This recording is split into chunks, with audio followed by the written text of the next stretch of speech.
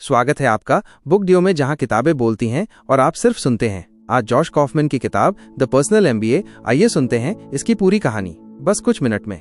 क्या आपने कभी सोचा है कि एक सफल बिजनेस की शुरुआत कहां से होती है? सफल बिजनेस की शुरुआत न पैसा से होती है, न टीम से, न ब्रांडिंग से। सबसे पहले होता है मूल्य निर्माण यानी वैल्यू क्रिएशन। असली बिजनेस की परिभाषा जॉश कॉफमैन कहते हैं, किसी बिजनेस की शुरुआत समस्या का समाधान प्लस पैसे का लेन देन करने से होता है। आप तभी पैसा कमा सकते हैं जब आप किसी व्यक्ति की जरूरत को समझें और उसकी जरूरतों को पूरा करो। यही होता है वैल्यू क्रिएशन। जैसे उबर क्या देता है? जल्दी और सस्ती भरोसेमंद सवारी। अमेज़न क्या करता है? जरूरत का सामान को जल्दी और आसानी से पहुंचाता है। ऐसे कई उदाहरण हैं हमारे आसपास। तो असली सवाल ये नहीं है कि क्या बेचना है, बल्कि सवाल ये है कि मैं किस समस्या को हल कर रहा हूँ। ये मूल्य निर्माण को 4 आसान स्टेप्स में समझते हैं। जॉश कॉफमैन 4 आसान स्टेप्स में सिखाते हैं कि कैसे कोई भी व्यक्ति नया मूल्य बना सकता है। 1.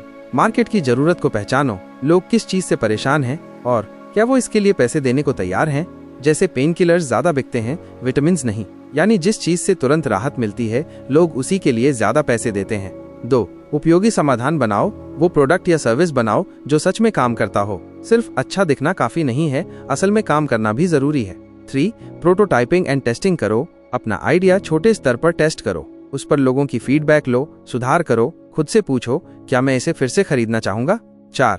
रिपीटेबल प्रोसेस बनाओ। अगर प्रोडक्ट अच्छा है तो इसे बार बार बनाया और डिलीवर किया जा सके, ये सिस्टम बनाओ। मूल्य निर्माण में अक्सर की जाने वाली गलतियां भी कई है। 1. प्रोडक्ट बनाना पहले और मार्केट सोचना बाद में। ये उल्टा है, पहले ग्राहक की जरूरत समझो फिर प्रोडक्ट बनाओ। 2. सबके लिए कुछ वाला सोच रखो। सबके लिए कुछ बनाओगे तो किसी के लिए भी खास नहीं बनेगा। 3. ओवर बिल्डिंग, ज्यादा फीचर्स। ग्राहक को सिंपल सोल्यूशन चाहिए, फैंसी ऐप नहीं।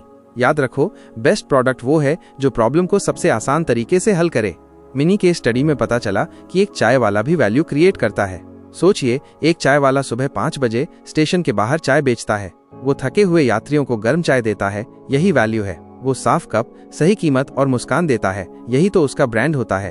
अब अगर वो समय पर चाय ना दे या कप गंदा हो तो ग्राहक चले जाएंगे। मतलब वैल्यू डिलीवर करना नहीं हुई, बिजनेस गया।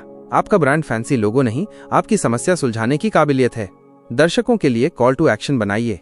अब आप खुद से ये सवाल पूछिए कि मैं किस समस्या को हल कर सकता हूँ? क्या लोग उस समाधान के लिए पैसे देंगे? क्या मैं एक ऐसा सिस्टम बना सकता हूँ जो बार बार वैल्यू दे सके? जॉश कहते हैं, जब तक आप सीख नहीं जाते कि वैल्यू कैसे बनाई जाती है, तब तक बिजनेस करना शुरू मत करो। आपने सीखा कि वैल्यू कैसे बनाई जाती है, लेकिन अब सवाल ये है, इतनी अच्छी वैल्यू बनने के बाद उसे ग्राहक तक कैसे पहुंचाया जाए? क्या केवल अच्छा प्रोडक्ट ही सफलता की गारंटी है? इसके लिए आइए जाने मार्केटिंग और सेल्स आपकी आवाज लोगों तक कैसे पहुंचे। सही व्यक्ति तक पहुंचना भी बड़ा चैलेंज है। अगर आपने एक जबरदस्त प्रोडक्ट या सर्विस बना ली जो किसी की समस्या को हल करती है, तब अब सवाल ये है, अगर लोग जानते ही नहीं कि आपने क्या बनाया है तो वे खरीदेंगे कैसे? यही आता है असली बिजनेस गेम का दूसरा हिस्सा, मार्केटिंग। जॉश कॉफमैन कहते हैं, marketing is about getting attention, building trust and making people want to learn more. Marketing का असली मतलब सिर्फ पोस्टर, टीवी एड या सोशल मीडिया नहीं है। ये एक साइकोलॉजिकल गेम है जिसमें ध्यान लोगों का खींचना और विश्वास बनाना होता है। मार्केटिंग के 3 मुख्य उद्देश्य: 1. लोगों का ध्यान खींचना। 2. उनके मन में दिलचस्पी जगाना। 3. उन्हें खरीदारी की दिशा में ले जाना। कई लोग अच्छा बनाते हैं लेकिन बेच नहीं पाते क्योंकि उन्हें मार्केटिंग का विज्ञान नहीं आता। सबसे महत्वपूर्ण है ग्राहक की साइकोलॉजी को समझना। जॉश बताते हैं कि मार्केटिंग में सबसे जरूरी बात है अपने कस्टमर की सोच समझना। वे क्या सोचते हैं, उन्हें किस बात से डर लगता है, वो क्या चाहते हैं, उनका सपना क्या है। जैसे अगर आप फिटनेस ट्रेनर हैं तो आपका ग्राहक ABS नहीं चाहता, वो चाहता है आत्मविश्वास, आकर्षक दिखना, खुद को बेहतर महसूस करना। मतलब आप केवल फीचर मत बेचो, भावना बेचो। 4S फॉर्मूला स्मार्ट मार्केटिंग का सूत्र है। जॉश कॉफमैन एक आसान और प्रैक्टिकल तरीका बताते हैं। 4S model. 1. सेगमेंट, किसको बेचना है, उनका प्रोफाइल बनाओ, जैसे युवा पुरुष, बिजनेस प्रोफेशनल, वर्किंग माँ आदि। 2.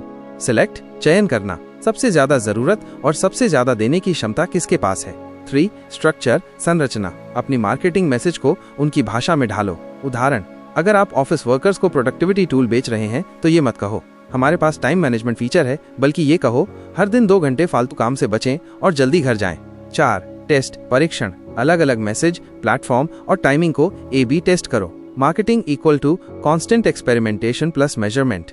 डिजिटल मार्केटिंग का रोल, जॉश भले ही किताब में डिजिटल मार्केटिंग को तकनीकी तरीके से नहीं समझाते, लेकिन उसके मूल तत्व यही हैं कि फेसबुक एड्स हो या गूगल एसईओ, हर जगह बात वहीं की है, अटेंशन लो, ट्रस्ट बनाओ, एक्शन लो। मार्केटिंग में सबसे अच्छा तरीका है फ्री वैल्यू देना, जैसे free guide, tips reel, problem solving, YouTube shorts. इससे ग्राहक सोचता है जो फ्री में इतना अच्छा है, पेड में कितना कमाल होगा। लोगों से सबसे आम मार्केटिंग गलतियां कहाँ होती हैं? 1. हर किसी को टारगेट करना, सबके लिए मार्केटिंग मत करो, किसी खास के लिए करो। 2. केवल खुद की बात करना, ग्राहक खुद के बारे में सोचता है, ना कि आपके बारे में। उसे बताओ आपका प्रोडक्ट उसे क्या फायदा देगा। 3. Feature marketing vs benefit marketing, feature मत बेचो, फायदा बेचो। जैसे कि हमारे फोन में की बैटरी है vs एक बार चार्ज करें, पूरे दिन बेफिक्र रहें। गेस व्हाट सेल्स मोर। दूसरा, एक अच्छी मार्केटिंग वही होता है जिसे सही व्यक्ति जोड़, सही संदेश जोड़, सही समय पर किया जाए। जॉश कॉफमैन का मार्केटिंग मंत्र आपके प्रोडक्ट को सबसे ज्यादा उन्हीं को बेचना है जिन्हें उसकी सबसे ज्यादा जरूरत है और जो उस पर सबसे ज्यादा भरोसा कर सकें।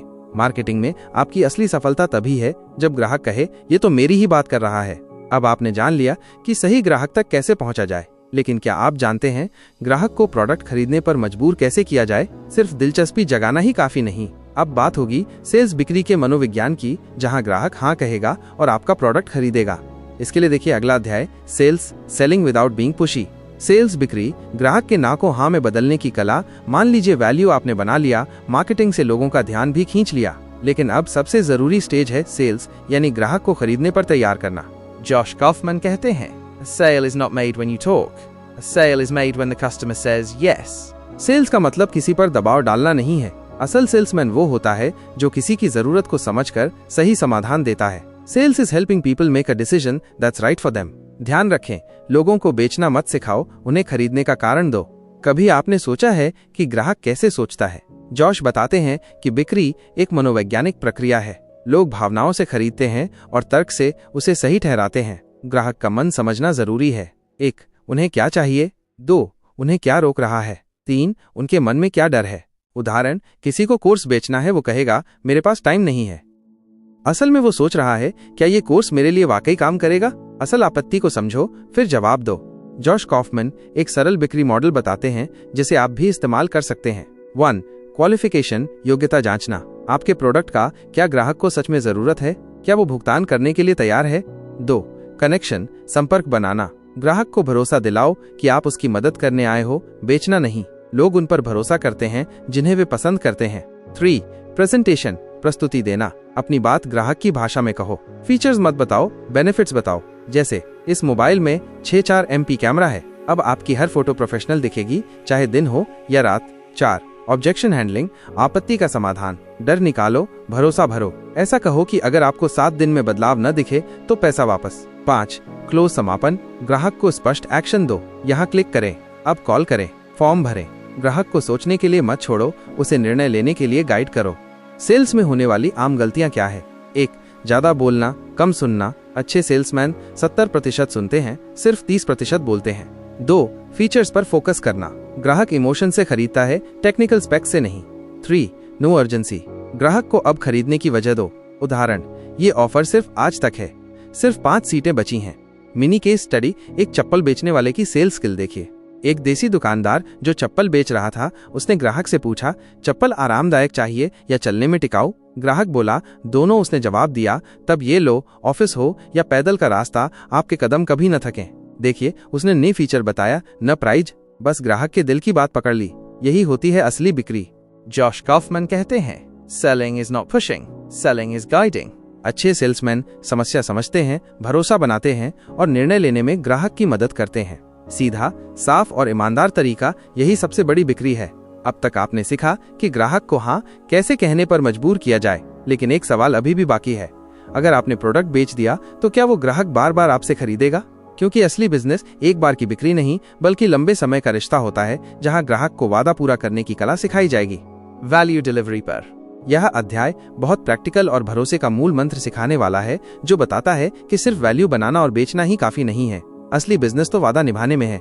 मान लीजिए आपने एक शानदार प्रोडक्ट बनाया, लोगों का ध्यान खींचा, सेल्स भी हो गई। अब सबसे नाजुक और निर्णायक स्टेप आता है, वैल्यू डिलीवरी, ग्राहक तक वो मूल्य पहुंचाना जो आपने वादा किया है।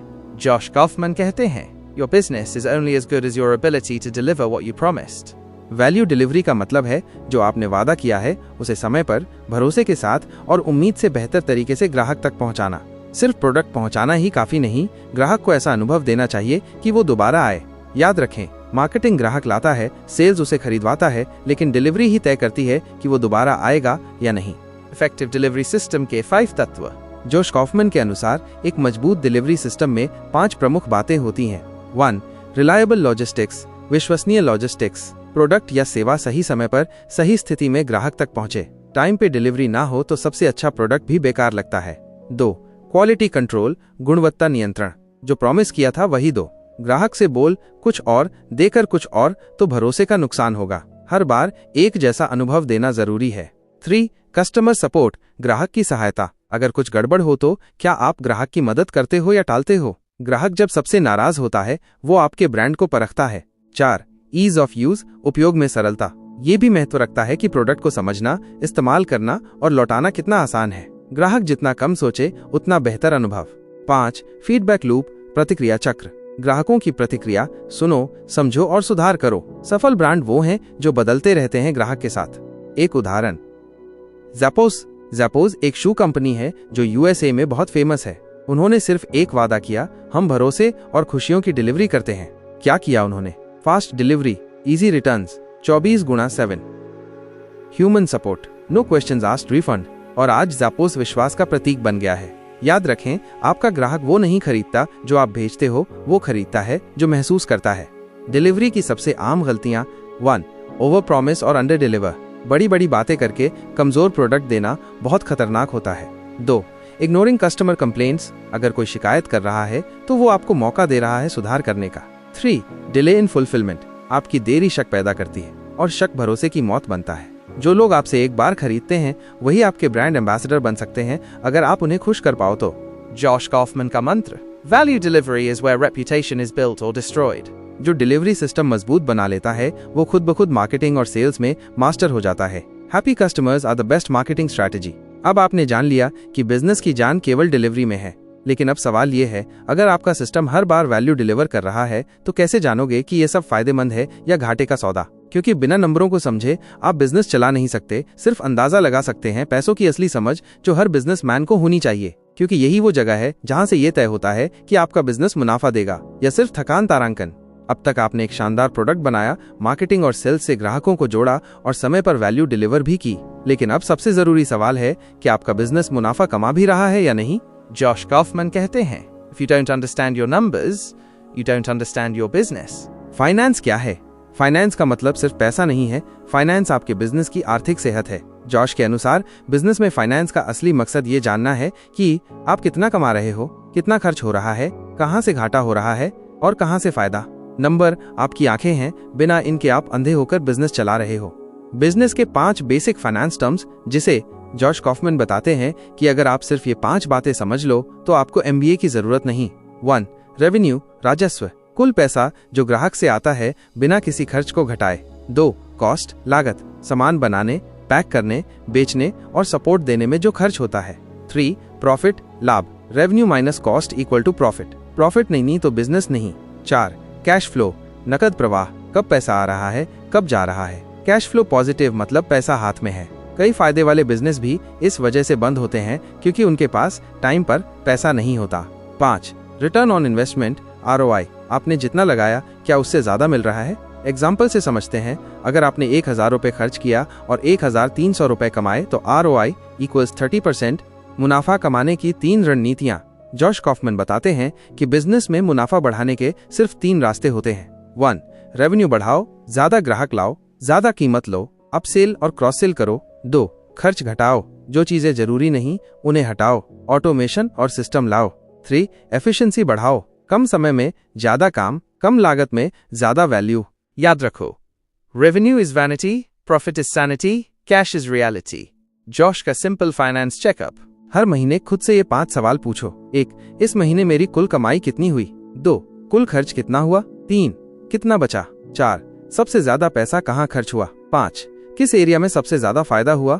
अगर आप हर महीने सिर्फ ये 5 सवालों के जवाब ईमानदारी से जान लें तो आप अपने बिजनेस पर पूरा कंट्रोल पा सकते हैं।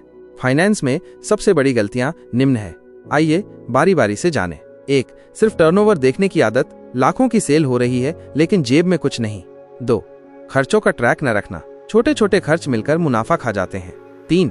पैसे को रीइन्वेस्ट न करना, मुनाफा केवल निकालने के लिए नहीं, बिजनेस को और मजबूत करने के लिए होता है।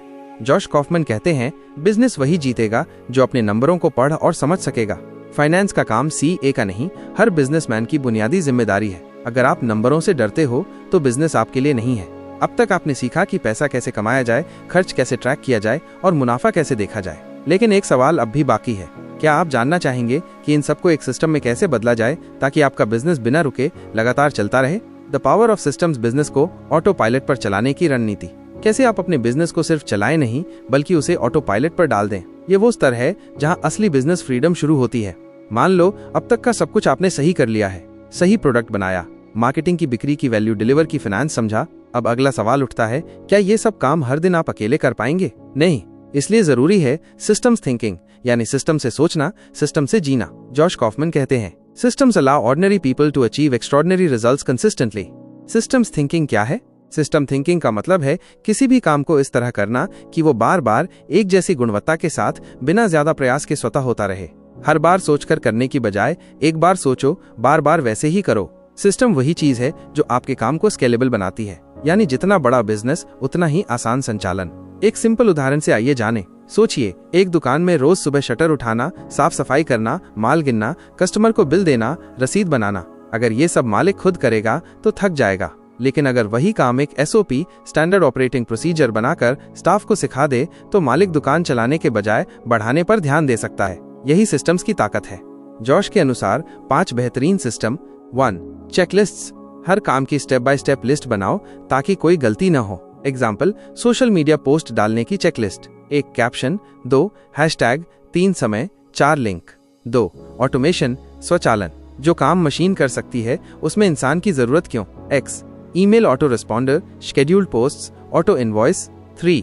डेलीगेशन, काम सौंपना, सब कुछ खुद करने की कोशिश छोड़ो, दूसरों को जिम्मेदारी दो, उन्हें सिखाओ और भरोसा करो। 4. डॉक्यूमेंटेशन, दस्तावेजीकरण, हर सिस्टम को लिख कर रखो ताकि किसी नए व्यक्ति को भी आसानी हो। X. नए ग्राहक को ऑनबोर्ड कैसे करें कि गाइड कर सके। 5. मेजरमेंट, मापन, हर सिस्टम का रिजल्ट ट्रैक करो, जो दिखता है वही सुधरता है। सिस्टम से क्या फायदे होते हैं? समय की बचत, क्वालिटी में एक रूपता, टीम पर भरोसा, मालिक को काम से हटाकर दिशा देने का मौका, स्केलेबल और टिकाऊ बिजनेस। जॉश कॉफमैन कहते हैं, एक असली एंटरप्रेन्योर वो है जो सिस्टम्स बनाता है ताकि उसका बिजनेस उसके बिना भी चले। बिना सिस्टम्स के कई समस्याएं आती है। 1. हर काम में गलती होगी। 2. मालिक खुद हर जगह उलझा रहता है। 3. टीम कंफ्यूज रहती है। 4. ग्राहक का अनुभव बिगड़ता है। 5. बिजनेस कभी बड़ा नहीं बन पाता। सिस्टम्स ना हो तो बिजनेस इक्वल्स केओस जोड़, स्ट्रेस जोड़, बर्नआउट। जितना अच्छा सिस्टम बनाओगे उतना कम आपको हर चीज में पढ़ना पड़ेगा। आपका असली काम है काम करने का तरीका बनाना। जॉश का अंतिम सूत्र, systems are the secret of sustainability, जीवन बदलने वाले सुझाव। अब जब आपने द पर्सनल MBA की पूरी समझ ले ली है तो इस ज्ञान को सिर्फ पढ़ने तक मत सीमित रखो। ये 5 कदम उठाओ और अपनी जिंदगी में बदलाव लाओ। 1. अपनी जिंदगी के लिए भी सिस्टम बनाओ, सुबह की दिनचर्या, बजट मैनेजमेंट, पढ़ाई या काम का टाइम टेबल। 2. लोगों की समस्याएं समझो और हल निकालो, यही असली वैल्यू क्रिएशन है, नौकरी में हो या बिजनेस में। 3. महीने के अंत में खुद से पूछो, क्या मैंने सीखा, क्या कमाया, क्या सुधारा। 4. खुद को एक सोलो CEO समझो, चाहे आप छात्र हो, जॉब में हो, छोटा व्यापारी हो या कंटेंट क्रिएटर। सोचो बड़े, शुरू करो छोटे, सिस्टम से आगे बढ़ो। 5. इस किताब को बार बार पढ़ो क्योंकि हर बार नए स्तर पर नए अर्थ मिलते हैं। अंतिम संदेश, द पर्सनल MBA सिखाती है कि बिजनेस स्कूल जाना जरूरी नहीं, जरूरी है बिजनेस की सोच, वैल्यू की समझ और सिस्टम का अभ्यास करो। अब आप तैयार हैं न सिर्फ एक बेहतर व्यवसायी बनने के लिए बल्कि एक बेहतर इंसान, निर्णायक और समझदार लीडर बनने के लिए। अब तक आपने सीखा कि बिजनेस को बिना MBA के भी प्रो की तरह कैसे समझा और चलाया जा सकता है। लेकिन अब सोचिए, क्या आप खुद को अगले 6 महीने में ऐसा बना सकते हैं कि लोग आपसे सीखना चाहें? अगर हाँ, तो याद रखिए, हर दिन सीखो, लागू करो, सुधारो, यही असली MBA है। अगर आपको ये समरी पसंद आई हो तो लाइक करें और अगली कौन सी बुक का समरी सुनना चाहते हैं कमेंट में बताएं तथा बुक डियो को सब्सक्राइब करना न भूलें। मिलते हैं अगली किताब की आवाज में। तब तक याद रखिए, ज्ञान ही असली ताकत है और ऑडियो बुक उस तक पहुंचने की सबसे आसान राह। धन्यवाद।